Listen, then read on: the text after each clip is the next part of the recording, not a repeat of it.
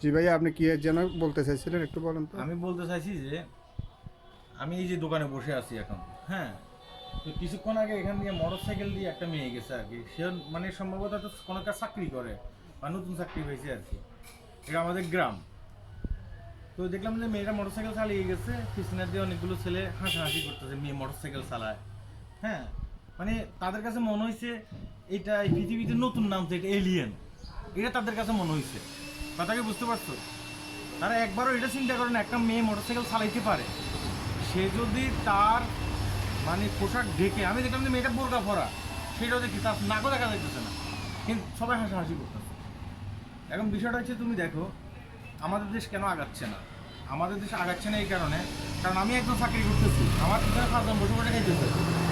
হ্যাঁ, কিন্তু তুমি যদি উন্নত বিশ্বের দিকে তাকাও একবার, তখন বুঝতে পারবা যে সৌদি আরব অনেক ক্ষেত্রে এখন মেয়েরা, আমি জানি যে এখন চাকরি করে।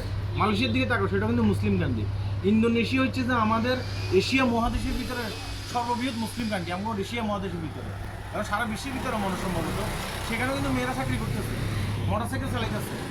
মালয়েশিয়াতে তুমি যদি ফলো করো, যেহেতু আমি মালয়েশিয়াতে থাকি, আমার ফলোয়ার অনেক বেশি মালয়েশিয়াতে, তুমি দেখবে যে এভেলেবেল মেয়েরা মোটর সাইকেল চালাইতেছে, কেউ কোনো স্টিচিং করতেছে না, টিচ করতেছে না সেগুলোতে। কিন্তু আমার দেশে, আমার গ্রামে এখনও আমাদের দেশের মানুষের মেন্টালিটি চেঞ্জ হয়নি, মন মানসিকতা চেঞ্জ হয়নি। এই মন মানসিকতা চেঞ্জ না হওয়ার কারণে আজকে মেয়েরা টোলের শিকার হচ্ছে। অনেকে চাকরি করতে চায়ও, চাকরি করতে পারতেছে না, কারণ লোকে কি বলবে, মানুষ কি বলবে।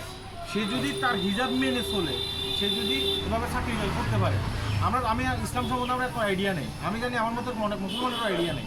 আমি জানি যে আমাদের হযরত মুহাম্মদ সাল্লাল্লাহু আলাইহি সাল্লামের প্রথম স্ত্রী, তিনিও কিন্তু একজন ব্যবসায়ী ছিলেন, খাদিজা, তিনিও বিশাল মাপের ব্যবসায়ী ছিলেন। হ্যাঁ, তো তারা যদি এই ব্যবসাগুলো করে আসতে পারে, আমার দেশের মহিলারা কেন পারবে না? আজকে তোমার ফ্যামিলিতে কেন ঝগড়া হয় সেটা কি তুমি জানো? তোমার ফ্যামিলিতে ঝগড়া হয় এই কারণে, কারণ তুমি প্রতি মাসে 10,000 টাকা ইনকাম করো। ফ্যামিলিতে এটা হয় না, তোমার বউ তোমার সাথে ঝগড়া করে কেন? 10,000 টাকা ফ্যামিলিতে হয় না। সে যদি চাকরি করতো তোমার পাশাপাশি, তাহলে সেও 10,000 টাকা ইনকাম করতো। সে জানতো যে আমার স্বামীটা যে 10,000 টাকা ইনকাম করতেছে, 10,000 টাকা ইনকাম করতে কত পরিশ্রম হইতেছে, সে আর ফ্যামিলিতে ঝগড়া করতো না, কারণ সেও ইনকাম করে, সেও কষ্টটা বুঝে।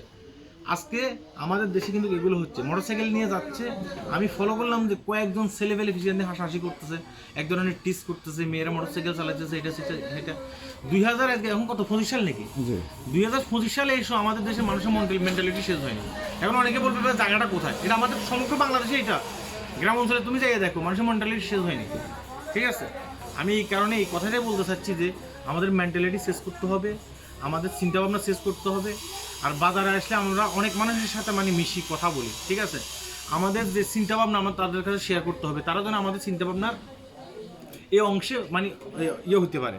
যেমন আমার এই ভিডিওটি এখন আমি করতেছি, এই ভিডিওটি যেন অনেকে দেখে, আশা করি অনেকেরই মেন্টালিটি চেঞ্জ হবে এভাবে।